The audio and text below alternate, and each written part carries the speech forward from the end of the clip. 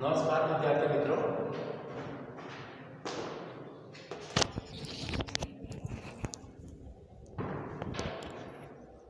નમસ્કાર વિદ્યાર્થી મિત્રો.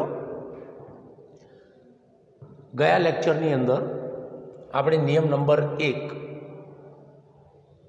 અને એની અંદર આ એક ઉદાહરણનો આપણે અભ્યાસ કર્યો હતો. એની અંદર આપણે ગઈ વખતે આ જો યામ બિંદુઓ લેવામાં આવે તો ત્રિકોણ બનશે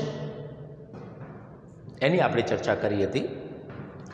અહીંયા એ મુદ્દાને આગળ ચલાવીએ કે જો ત્રિકોણ બને તો ત્રિકોણનો પ્રકાર જણાવો. આ મુદ્દાને આપણે આગળ ચલાવવાનો પ્રયત્ન કરીએ છીએ. તો ગયા લેક્ચરની અંદર ઉદાહરણ 1ની અંદર જ આપણે ત્રિકોણની 3 બાજુઓ AB, BC અને AC એના આપણે માપ મેળવ્યા હતા. અને પછી ત્યાં એક વસ્તુ આપણે દર્શાવી હતી કે જો AB વત્તા BC ગ્રેટર ધેન AC થાય, BC વત્તા AC ગ્રેટર ધેન AB થાય અને AB વત્તા AC ગ્રેટર ધેન BC થાય, આ શરત પૂરી થાય તો ત્રિકોણ રચાય, ત્રિકોણ બને. આ શરત પૂરી થવી જોઈએ. આ ચર્ચા આપણે કરી ગયા છીએ.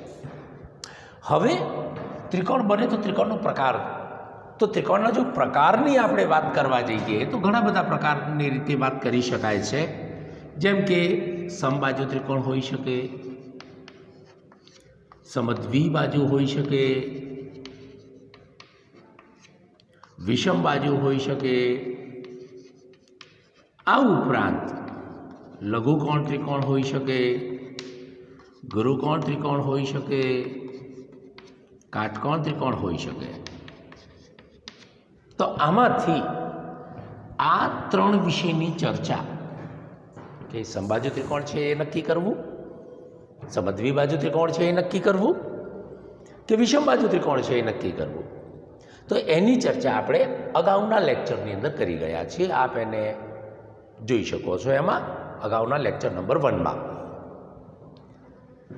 અત્યારે આપણે એ સમજવાનો પ્રયત્ન કરીએ કે લઘુકોણ, ગુરુકોણ કે કાટકોણ એ સમજવાનો પ્રયત્ન કરીએ છીએ કે એ કેવી રીતે નક્કી કરી શકાય. જો ત્રિકોણ બને તો ત્રિકોણનો પ્રકાર જણાવો. તો એના માટેની એક આપણે એને લઈશું, હિન્ટ લઈશું. આ હિન્ટ આપણે યાદ રાખવી પડશે. અને આ હિન્ટ જો આપ સમજી લેશો તો 3માંથી કયો પ્રકાર છે એ બહુ સરળતાપૂર્વક આપણે નક્કી કરી શકીશું. આમાં પ્રથમ વસ્તુ એ છે કે જો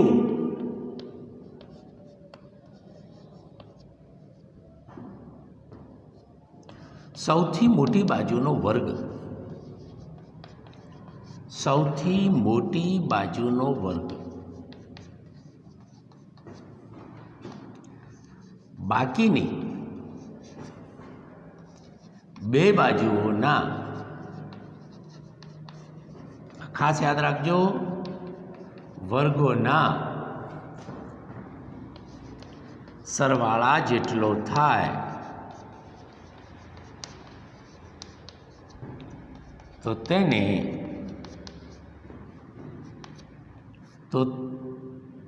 તે કાટકોણ ત્રિકોણ હોઈ શકે. જો કાટકોણ ત્રિકોણ માટેની આ કન્ડિશન છે તો સૌથી મોટી બાજુનો વર્ગ, આ નિયમને યાદ રાખજો. નિયમ નંબર 2, જો સૌથી મોટી બાજુનો વર્ગ, જો સૌથી મોટી બાજુનો વર્ગ બાકીની 2 બાજુઓના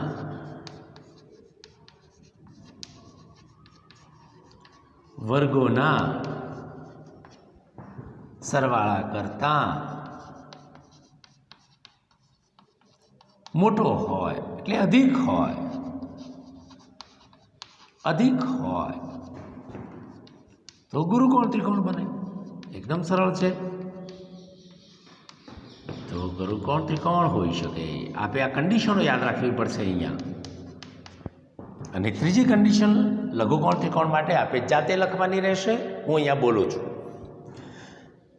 જો સૌથી મોટી બાજુનો વર્ગ બાકીની બે બાજુઓના વર્ગોના સરવાળા કરતાં અધિક હોય, એની જગ્યાએ નાનો હોય, સરવાળા કરતાં નાનો હોય, તો એવું આપણને લાગે છે કે નાનો હોય તો, પણ એવું નથી અહીંયા.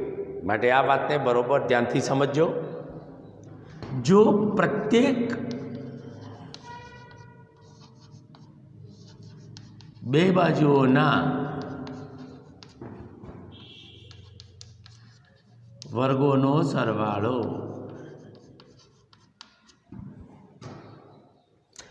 આપ એ રીતે પણ લઈ શકો છો કે સૌથી મોટી બાજુના વર્ગનો બાકીની બે બાજુના વર્ગોના સરવાળા કરતાં એ રીતે લેશું તો પણ જવાબ આપણે પ્રાપ્ત થશે. તો એ ટૂંકો નિયમ છે, એને રાખીએ આપણે. જો સૌથી મોટી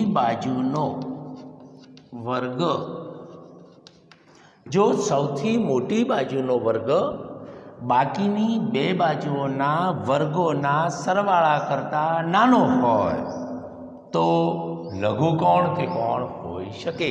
આ વાક્ય આપણે જાતે લખવાનું રહેશે. ધ્યાન આપીશું, બરોબર સમજવાનો પ્રયત્ન કરજો. હવે આ જે ત્રણ નિયમો છે એ ત્રણ નિયમો આપણે અહીંયા લગાવવાનો પ્રયત્ન કરીશું. તે બરોબર સમજવાનો પ્રયત્ન કરીએ. તો એના માટે આપણે સૌથી પહેલાં સૌથી મોટી બાજુનો વર્ગ લઈશું. સૌથી મોટી બાજુનો વર્ગ. તો સૌથી મોટી બાજુનો વર્ગ છે આ એબીનો સ્ક્વેર છે એટલે આ 50 છે, આ બીસીનો સ્ક્વેર છે એટલે 52 છે, આ એસીનો સ્ક્વેર છે એટલે 2 છે. તો સૌથી મોટી બાજુ બીસી સ્ક્વેર છે. તો અહીંયા આપ જોઈ શકો છો બીસી સ્ક્વેર આ રીતે નક્કી કરીશું. બીસી સ્ક્વેર બાકીની બે બાજુઓના વર્ગોનો સરવાળો. તો આ સૌથી મોટી બાજુ છે, બાકીની બે બાજુ આ રહી એબી સ્ક્વેર. અહીંયા અત્યારે માત્ર કોઈ ચિહ્ન નહીં કરીએ. એબી સ્ક્વેર વત્તા એસી સ્ક્વેર. અહીંયા આપ સમજી શકો છો, જોઈ લો બરોબર ધ્યાનપૂર્વક. અહીંયા દરેક વખતે સૌથી મોટી બાજુનો વર્ગ લેવાનો છે એટલે આપણે સૌથી મોટી બાજુનો વર્ગ લીધો અને બાકીની બે બાજુઓના વર્ગો. તો આ બાકીની બે બાજુઓના વર્ગો આપણે લઈ લીધા. હવે અહીંયા કિંમતો મૂકીએ તો સૌથી મોટી બાજુનો વર્ગ 52 છે, બાકીની બે બાજુઓ 50 અને 2 છે. વર્ગ છે સીધા જ અહીંયા વર્ગ લીધેલા છે, વર્ગ છે 50 અને 2 છે. તો હવે અહીંયા જોઈએ કે 52 અને આ જવાબ પણ આવે છે 52. તો અહીંયા શું થાય છે? બરાબર થાય છે. અહીંયા જોઈ શકો છો આપ. એટલે હવે આ ચિહ્ન આપણે બરાબર કરી શકીએ છીએ. તો હવે ત્રણમાંથી કયો નિયમ લાગુ પડે છે તે સમજો. પહેલી વસ્તુ શું છે? સૌથી મોટી બાજુનો વર્ગ બાકીની બે બાજુના વર્ગોના સરવાળા જેટલો થાય તો બરોબર થઈ જાય છે. આનો મતલબ એ થયો કે આ યામ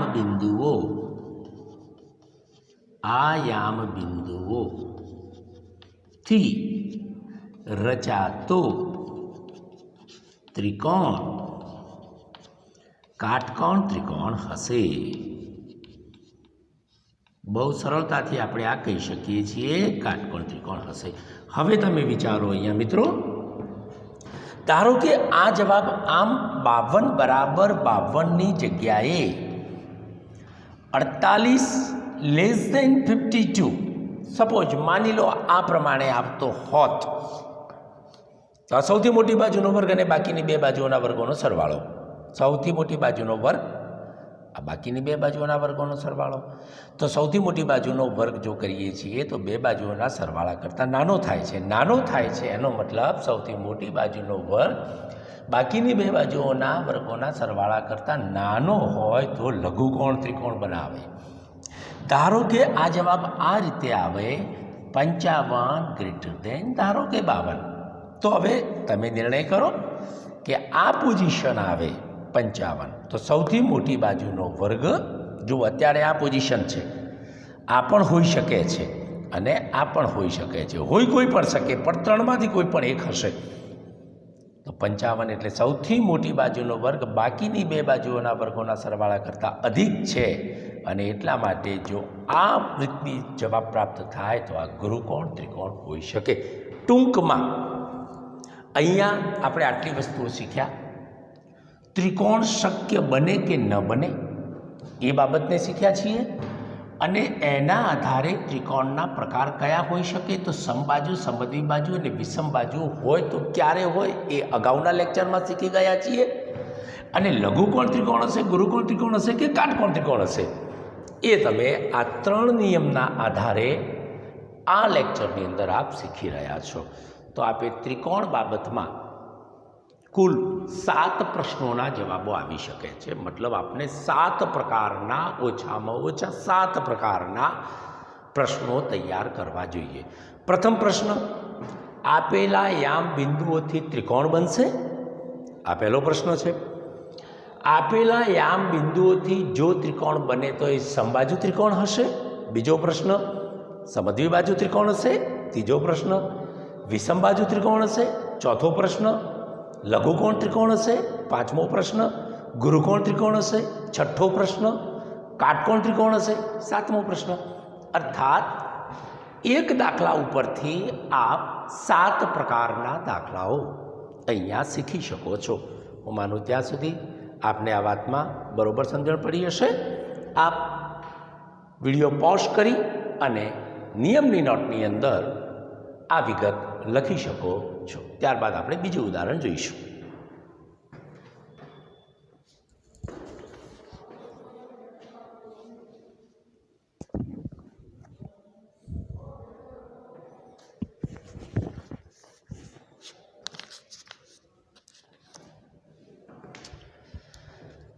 હા, તો મિત્રો આપે આ કામ કરી લીધું હશે. હવે અત્યારે આપણે ઉદાહરણ 2 પાન નંબર 136 પાઠ્યપુસ્તકનું એની અંદર સમજવાનો આપણે પ્રયત્ન કરીએ છીએ. તો અંતરસૂત્રનો ઉપયોગ કરી અને વિવિધ પ્રકારના પ્રશ્નોના જવાબો કેવી રીતે આપી શકાય તે સમજવાનો અહીંયા આપણે પ્રયત્ન કરીએ છીએ, જેમાં દરેકમાં અંતરસૂત્રનો ઉપયોગ કરવાનો આવે છે. તો એ વાતને આપણે બરોબર સમજવી પડશે. અંતરસૂત્રનો ઉપયોગ કરીને વિવિધ પ્રકારના પ્રશ્નોના જવાબો કેવી રીતે આપી શકાય. તો એક નવું ઉદાહરણ આપણે લઈએ છીએ અહીંયાથી, અને આ ઉદાહરણ છે પાન નંબર 136 ઉપરથી. બહુ સમજવા જેવું છે. ઉદાહરણ 2 આપણું પણ ઉદાહરણ 2 છે, પાઠ્યપુસ્તકનું પણ ઉદાહરણ 2 છે. બિંદુઓ A 1 7, B 4 2, C -1 -1 અને D -4 4 એ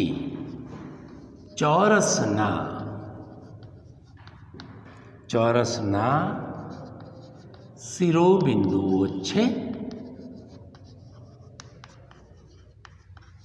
જો મિત્રો અહીંયા આ વાતને બરોબર સમજવાનો પ્રયત્ન કરજો. અહીંયા પહેલી કન્ડિશન છે કે આપને અંતરસૂત્ર આવડવું જોઈએ. આપણે સમજવા પૂરતું દાખલો ગણવા માટે માત્ર આ પ્રમાણે એક ચોરસ દોરી અને એના ઉપર A B C D આ પ્રમાણે નામ આપી અને આ બિંદુ અહીંયા લખી શકીએ છીએ.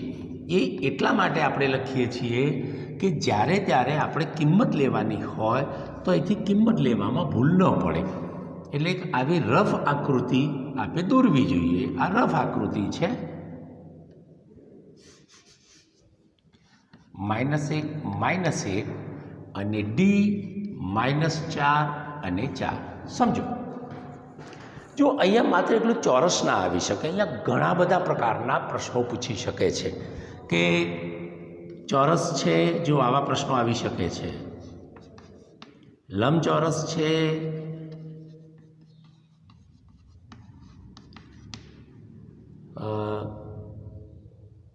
સમબાજુ ચતુષ્કોણ છે, સમાંતર બાજુ ચતુષ્કોણ છે,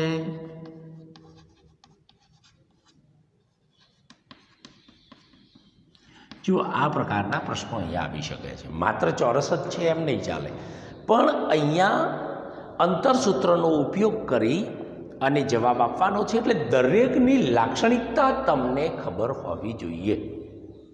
જો ચોરસની લાક્ષણિકતા એક આપણે બહુ સ્વાભાવિક જાણીએ છીએ કે સામાન્ય રીતે કોઈ પણ ચોરસ હોય તો ચોરસની અંદર ચારે બાજુઓ સમાન હોય છે, ચાર બાજુઓના માપ સરખા હોય છે. તો એક વાત તો બહુ સ્પષ્ટ થઈ જાય છે અહીંયા કે જો તમારે ચોરસ નક્કી કરવો હોય અંતરના આધારે તો એની ચાર બાજુઓના માપ સરખા હોવા જોઈએ. બહુ સ્પષ્ટ વાત છે આ રહીએ. તો પહેલી વસ્તુ તો એ છે કે ચાલો આપણે ચોરસની ચારે બાજુઓના અંતરો શોધી કાઢીએ. તો અહીંયા અંતર શોધવા માટે તમારે અંતરસૂત્રનો ઉપયોગ કરવો છે. તો AB² ઇઝ ઇક્વલ ટુ, આ સૂત્રનો આપ ઉપયોગ કરજો, x1 માઇનસ x2નો સ્ક્વેર પ્લસ y1 માઇનસ y2નો સ્ક્વેર. આ આપણું પ્રચલિત સૂત્ર છે. ચલો આ સૂત્રનો ઉપયોગ કર્યા પછી આપણે આની અંદર કિંમતો મૂકવાની છે.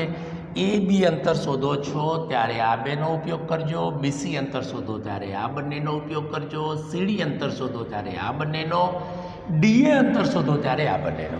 અત્યારે આપણે એ અંતરો શોધવા માટે સૂત્રમાં કોઈ કિંમત મૂકતા નથી, કારણ કે આપણે એની પ્રેક્ટિસ કરી લીધેલી છે. એટલા માટે અહીંયા સીધી જ કિંમતો અહીંયા લઈ લેવામાં આવે છે. તો AB² આપણને પ્રાપ્ત થાય છે 34. AB² પ્રાપ્ત થાય છે 34. માટે AB ઇઝ ઇક્વલ ટુ √34. આ આપણને AB પ્રાપ્ત થયો. જોઈ લો. એ જ પ્રમાણે જો BCને શોધીએ છીએ તો BC² તમને પ્રાપ્ત થશે, BC² પણ 34, અર્થાત BC ઇઝ ઇક્વલ ટુ √34. એ જ પ્રમાણે જ્યારે તમે AB, BC, CD શોધશો તો પ્રાપ્ત થશે 34 CD², અને એનું વર્ગમૂળ CD જ્યારે શોધીશું ત્યારે પ્રાપ્ત થશે વર્ગમૂળમાં 34. અને એ જ આધારે DA² જ્યારે તમે શોધશો ત્યારે પ્રાપ્ત થશે 34 આ દાખલાની અંદર, અને DA ઇઝ ઇક્વલ ટુ √34. હવે તમે અહીંયા જોઈ શકો છો કે AB² 34 છે, એટલે AB √34 છે, BC પણ √34 છે, CD પણ √34 છે, DA પણ √34 છે. અર્થાત આ કિંમત તમને પ્રાપ્ત થાય છે √34, આ કિંમત પ્રાપ્ત થાય છે √34, આ કિંમત પ્રાપ્ત થાય છે √34, આ કિંમત પણ પ્રાપ્ત થાય છે √34. તો એક વાત તો બહુ સ્પષ્ટ થઈ જાય છે કે આ કેવી રીતે શોધીશું આપણે. ડાયરેક્ટ મેં જવાબો લખ્યા છે પાઠ્યપુસ્તકમાંથી જ, પરંતુ તમારે આમાં દરેકમાં કિંમત મૂકવી પડશે. એ કિંમત અંતરસૂત્રનો ઉપયોગ કરવો પડશે. કિંમત મૂક્યા બાદ આ જવાબો તમને પ્રાપ્ત થશે. મતલબ આવું 4 વખત આપે કરવાનું થાય છે. યાદ રાખજો બરોબર. AB² માટે 1 વખત, BC² માટે, CD² માટે અને DA² માટે, એમ 4 વખત સૂત્રોનો ઉપયોગ કરશો. 4 વખત આ જવાબો પ્રાપ્ત થશે. એટલે એક વાત સ્પષ્ટ થઈ ગઈ કે 4 બાજુઓ સમાન છે. હવે યાદ રાખો, જો 4 બાજુઓ સમાન છે તો લંબચોરસ નથી, એ વાત નક્કી થઈ જાય છે. કેમ એવું? કારણ કે આપણે જાણીએ છીએ કે લંબચોરસ માટે સામસામેની 2 બાજુઓ સરખી હોય. મતલબ આ જો બંને √34 હોય તો આ બંને √34 ન હોય. એક આ તો એનાથી મોટી હોય અથવા એનાથી નાની હોય. એટલે એક વાત તો આ માપ ઉપરથી સ્પષ્ટ થઈ જાય છે કે આ યામ બિંદુઓથી રચાતો ચતુષ્કોણ લંબચોરસ નથી. બહુ સ્પષ્ટ થઈ જાય છે સરળતાથી. વેલ, હવે આપણે જોઈએ 4 બાજુઓના માપ સરખા હોય તો ચોરસ છે એમ માની લેવાય નહીં. કારણ શું છે અહીંયા જુઓ, સમબાજુ ચતુષ્કોણ હોય તો એની અંદર પણ 4 બાજુઓ સરખી હોય છે. એટલે હવે બરોબર સમજો, 4 બાજુઓ સરખી છે ત્યારે, અને સમાંતર બાજુ ચતુષ્કોણ પણ નથી. બાય ધ વે, સમાંતર બાજુ ચતુષ્કોણ હોઈ શકે, કારણ કે ચોરસ કે સમબાજુ તો એ સમાંતર બાજુ ચતુષ્કોણ છે, તો સમાંતર બાજુ ચતુષ્કોણ તો બનવાનો જ છે. એટલે સમાંતર બાજુ ચતુષ્કોણને અત્યારે ધ્યાન ઉપર આપણે લેતા નથી. આપણી પાસે વિકલ્પ હવે રહે છે ચોરસ અને સમબાજુ. તો તો ચાર બાજુઓ સમાન હોય તો એ કાં તો ચોરસ હશે કાં તો સમબાજુ હશે. આટલી વાત સુધી આપણે પહોંચીએ છીએ. તો હવે એક મૂંઝવણ છે. આપણો પ્રશ્ન એમ છે કે ચોરસના શિરોબિંદુઓ છે. તો આપણી આ વાત બહુ સ્પષ્ટ છે કે ચોરસના શિરોબિંદુઓ છે. તો એ ચોરસ પણ હોઈ શકે અને સમબાજુ પણ હોઈ શકે, ચાર બાજુઓથી. તો હવે આપણે શું કરવું જોઈએ? આ બંનેને એકબીજાથી કેવી રીતે અલગ પાડી શકાય? તો આ બંનેને એકબીજાથી અલગ પાડવા માટે આપણે એક બીજા કામ કરવા પડશે, વિકર્ણો શોધવા પડશે. જો આનું વિકર્ણ છે એસી અને આ વિકર્ણ છે બીડી, તો આપણે એસી અને બીડી આ બે વિકર્ણોના માપ શોધવા પડશે. એસી વિકર્ણનું માપ આવે છે 68 એટલે એસી ઇઝ ઇક્વલ ટુ √68 મળે.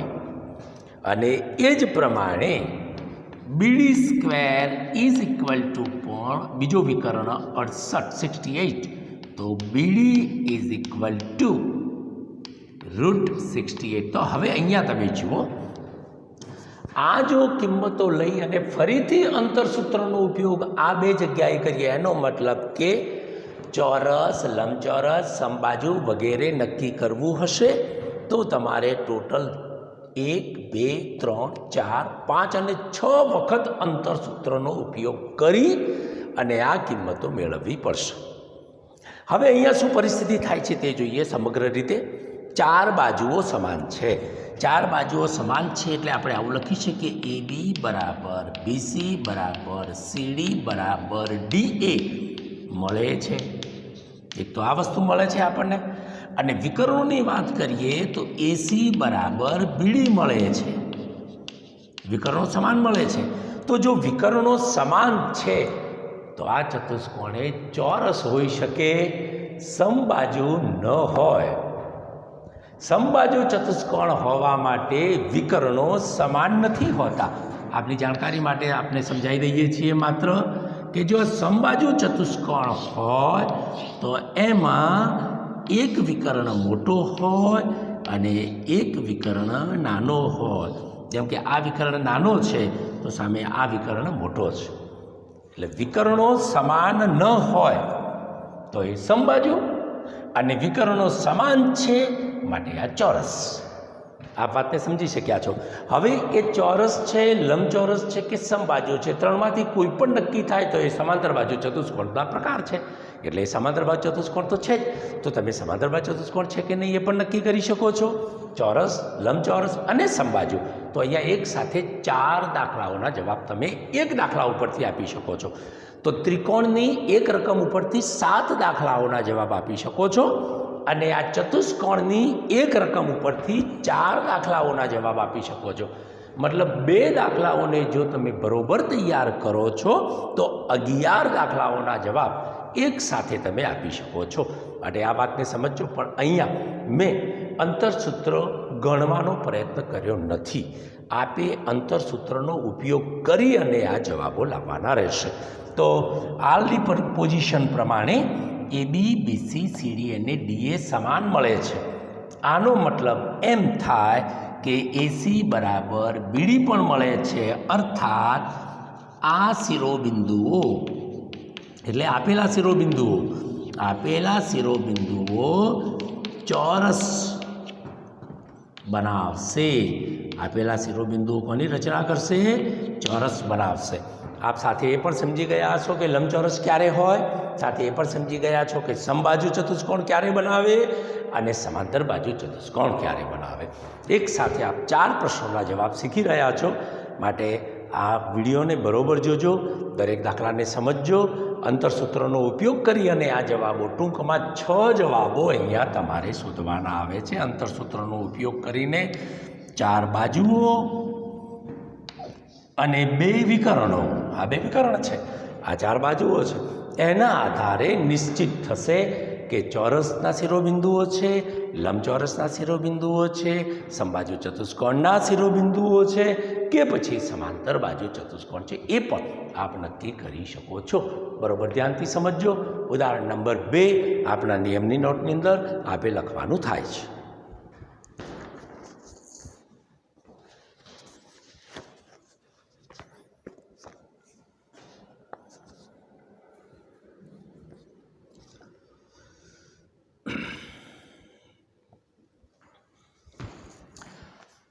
ઓકે દોસ્તો, તો આપે આ કામ કરી દીધું હશે અને હવે આપણે એક બીજું ઉદાહરણ લઈએ છીએ.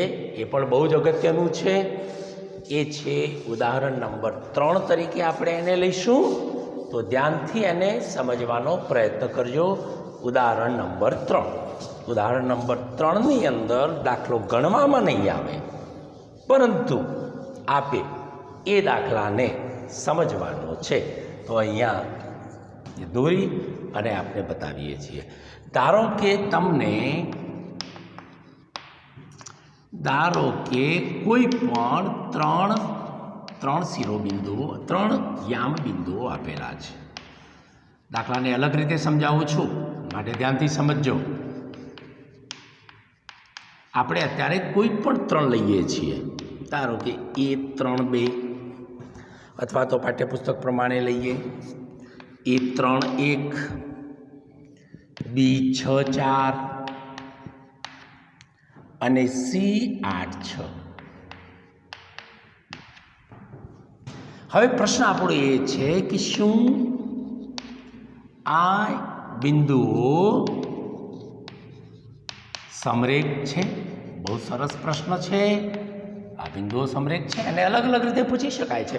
તમારા પુસ્તકની અંદર ઉદાહરણ 3 જ આપેલું છે, એ જોજો. એ જ ઉદાહરણ છે, એને પૂછવાની રીત અલગ છે, બિંદુઓ એ જ છે.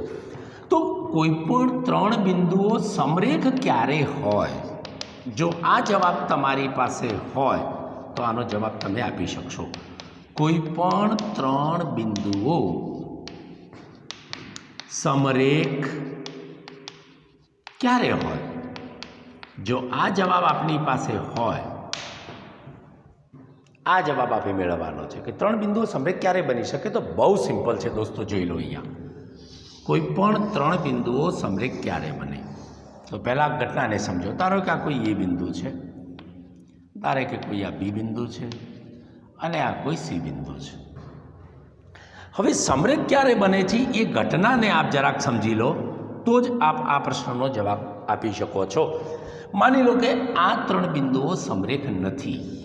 જોઈ શકાય છે આ 3 બિંદુઓ સમરેખ નથી.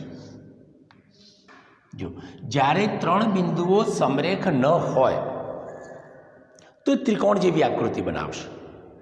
અને ત્રિકોણ જેવી આકૃતિ બનાવે ત્યારે આગળના નિયમમાં, લેક્ચરમાં આપણે શીખી ગયા છીએ કે આ અંતર અને આ અંતર, તમે 3 અંતરો શોધો અને કોઈ પણ 2 અંતરનો સરવાળો ત્રીજી બાજુ કરતાં અધિક થવો જોઈએ. મતલબ અહીંયા એક વસ્તુ છે કે કોઈ પણ 2 અંતરનો સરવાળો ત્રીજા જેટલો ન થાય. ત્રિકોણનો નિયમ યાદ કરો. કોઈ પણ 2 અંતરોનો સરવાળો, ચાહે આ બેલો કે આ બેલો, કોઈ પણ 2 અંતરનો સરવાળો બાકી રહેલા ત્રીજા અંતરના જેટલો ન હોય, ત્રિકોણમાં ન હોય. નિયમ નંબર 1ની અંદર આપ શીખી ગયા છો, નહીં તો લેક્ચર નંબર 1 ફરી જુઓ, એની અંદર આ વાત સમજાવેલી છે. જ્યારે 3 બિંદુઓ સમરેખ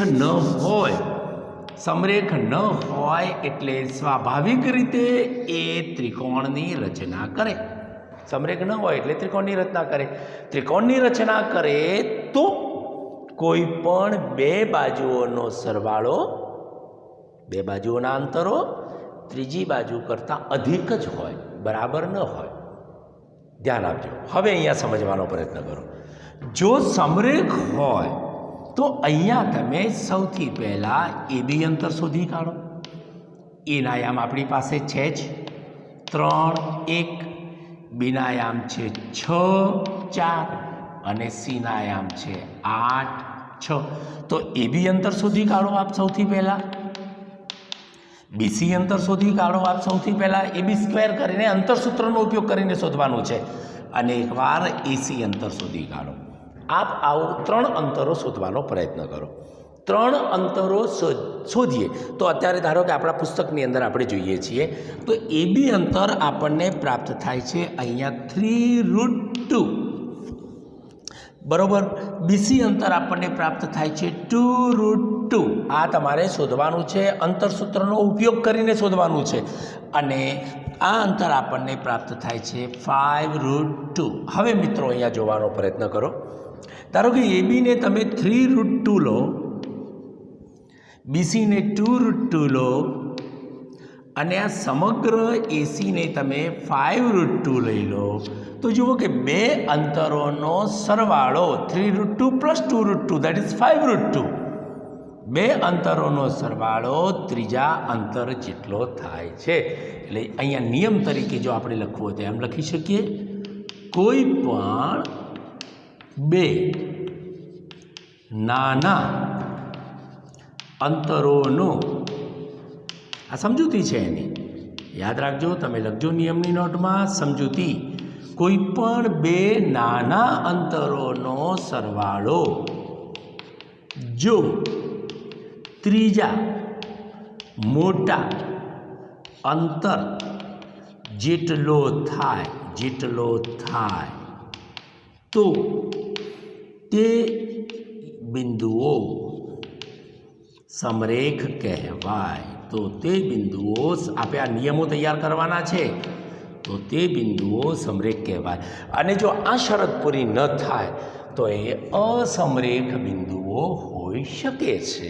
આ વાત બરાબર સમજી શક્યા હશો, હું માનું ત્યાં સુધી. તો આ પ્રમાણે આપ નક્કી કરી શકશો કે આપેલા બિંદુઓ સમરેખ છે કે નથી. આ પ્રશ્નનો જવાબ શોધવા પ્રયત્ન કરો. 3 બિંદુઓ સમરેખ ક્યારે હોય? તો 3 બિંદુઓ સમરેખ આ રીતે હોય. આમાં 3 અંતરો શોધવા પડશે, 1, 2 અને 3. તો હવે આના માટે જવાબ લખવો હોય તો આપણે આ રીતે લખી શકીએ છીએ, AB વત્તા BC બરાબર AC થાય છે. માટે એવું જરૂર નથી કે AB વત્તા BC બરાબર AC થાય. AB વત્તા AC બરાબર પણ BC થઈ શકે છે, BC વત્તા AC બરાબર પણ AB થઈ શકે છે. અહીંયા AB વત્તા BC બરાબર AB થાય છે. માટે યામ બિંદુઓ આપેલા યામ બિંદુઓ સમરેખ છે, આ નિશ્ચિત થાય. આનાથી વચ્ચેનું બિંદુ પણ તમે શોધી શકો છો. એક વધારાનો પ્રશ્ન પણ અહીંયા પૂછી શકાય કે આમાં વચ્ચેનું બિંદુ કયું? તો આપ જો આની ગોઠવણી કરશો તો આપ વચ્ચેનું બિંદુ, જેમ કે અહીંયા વચ્ચેનું બિંદુ બી છે, તો આપ એક વધારાનો પ્રશ્ન પણ અહીંયા એડ કરી શકો છો. તો આ દાખલા ઉપરથી આપ બીજા 2 દાખલાઓ કે સમરેખ છે કે નહીં તે અને વચ્ચેનું બિંદુ કયું છે એ પણ આપ શોધી શકો છો. મતલબ જો તમે આ 3 ઉદાહરણો કરો છો તો આપ 13 દાખલાઓના જવાબ આપી શકો છો. માટે આ 3 ઉદાહરણો બહુ અગત્યના છે, આપે એને સમજવા પડશે. અત્યારે આપે ઘરકામ કયું કરવાનું છે એ પણ આપણું ધ્યાન દોરી દઈએ છીએ. તો ઘરકામ તરીકે આપે એક તો ગૃહ કાર્ય તરીકે આપે આ કામ કરવાનું રહેશે. ઉદાહરણ 1, ઉદાહરણ 2, ઉદાહરણ 3, આ 3 ઉદાહરણો આપણે ફરીથી ગણવાના છે.